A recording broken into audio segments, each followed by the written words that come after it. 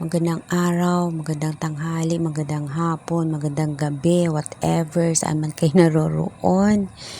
Hello! So, ayan po, kahit malang bigas, ganun pa rin ang ating buhay, no?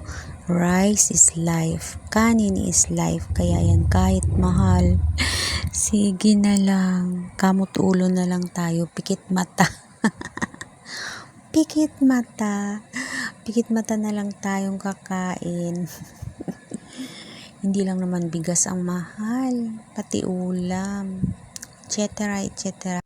Ako na lang ang hindi minamahal. Char!